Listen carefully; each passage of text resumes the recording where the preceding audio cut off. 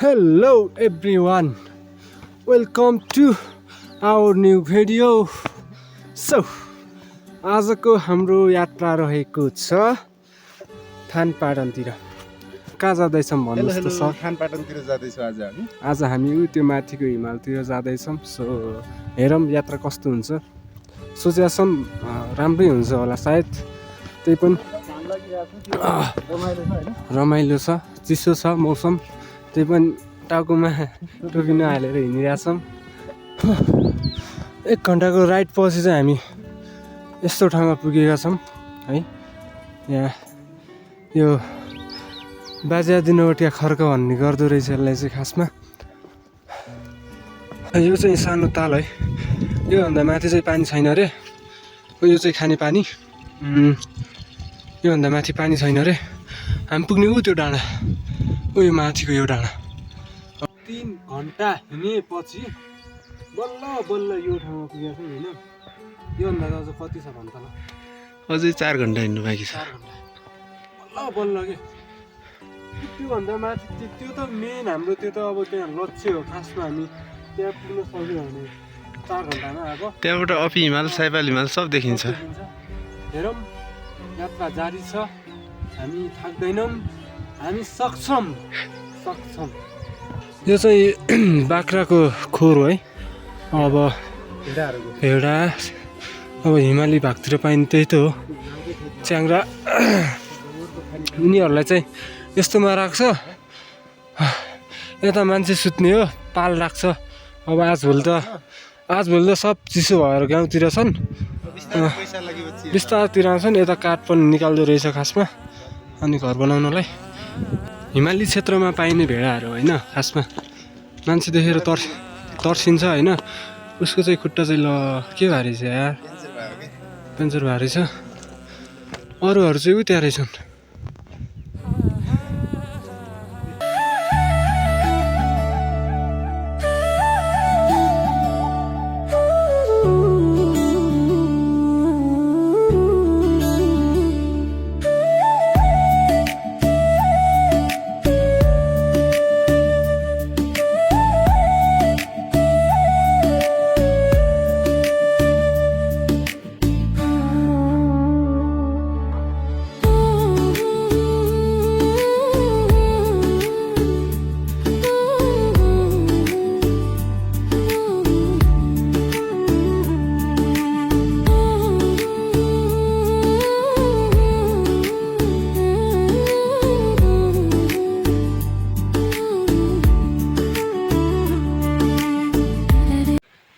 अहिले चाहिँ हामी यो थानपाटनको फेदमा पुगेका छौँ।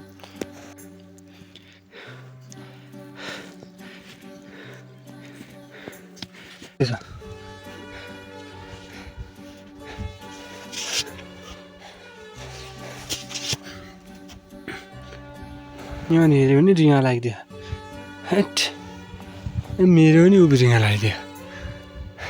सक्छ कि सक्दैन भन्ने कुरा हो फेरि। फाल्टो कस्तो जान्छ। टाइट बना नि त अनि। ल गयो त। वाउ, ओहो ओहो, वा ल ल ल ल ल कहाँ गयो।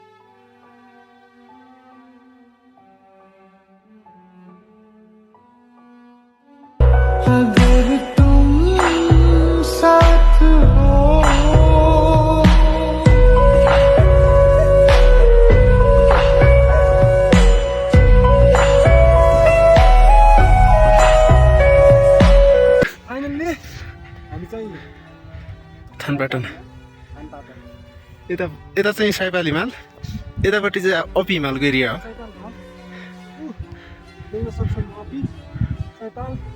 This is the थानपाटन बुगल नगरपालिका वडा नम्बर 3 मा रहेको थानपाटन। पाट चाहिँ अलिक अप्ठ्यारो नै छ। हिउँ परेको बेला चाहिँ अलिक गाह्रो नै हुन्छ। हामीलाई नि धेरै गाह्रो भएको छ, गाह्रो छ। तर जब हामी त्यो उकालोको त्यो थकान हुन्छ नि, यहाँ आएपछि हामी फिल गर्न सक्छौँ कि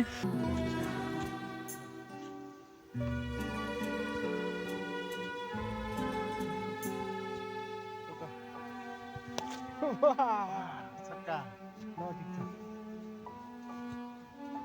मुला क्रिकेटर त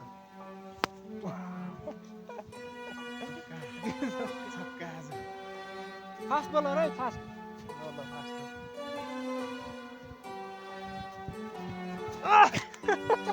टाइट गरेर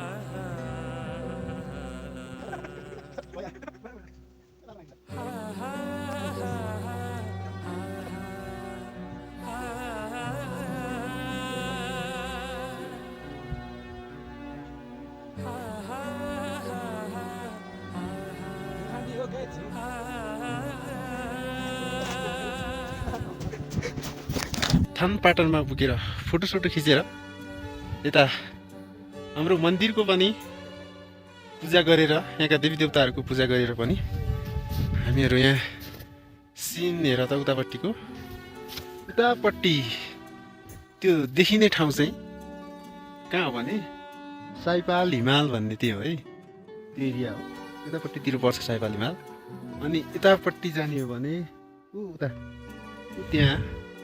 त्यहाँ चाहिँ कहाँ हो भने त्यो अपी हिमालको एरिया पर्छ हाम्रो यार्सा गुम्बा टिप्ने ठाउँ चाहिँ पारिपट्टि र त्यो डाँडाभन्दा उता पनि जान्छन् होइन यो चाहिँ हाम्रो यो पुरै थानपाटनको एरिया हो यो पुरै थानपाटनको एरिया हो यहाँ धेरै ठुलो मैदान छ यहाँ यत्रो ठुलो मैदान छ कि अब जेठ वैशाखमा पुरै यार्सा गुम्बा टिप्ने मान्छेहरू अनि घोडा खच्चरहरू पनि यतितिर आउँछन् अनि बाख्राहरू आउँछन् धेरै जस्तो छ अनि धेरै रमाइलो छ एकदमै आउनु होला अनि त्यसपछि हामी चाहिँ यतापट्टिबाट आएको यो हाम्रो गाउँ भनेको यो हो तल गाउँबाट देखिने ठ्याक्कै यो डाँडातिर छौँ हामी तल चाहिँ गाउँ हो पुरै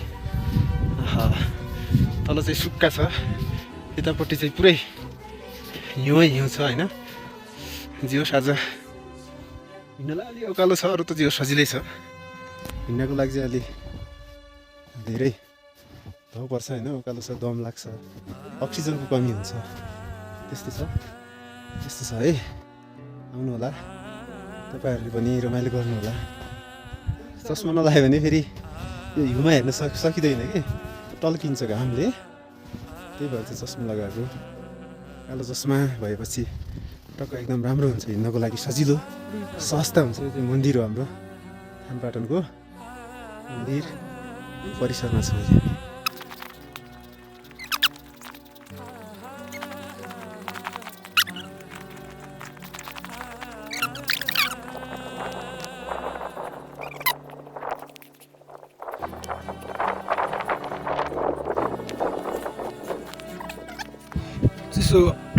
चिसो अलिक बढिरहेछ तेरो कपडा सपडा लगाएर चाहिँ अब बिस्तारै हिँड्नुपर्छ जस्तो लाग्यो यार है बिस्तारै हिँड्नुपर्छ आउनु होला घुम्नु होला रमाइलो गर्नु होला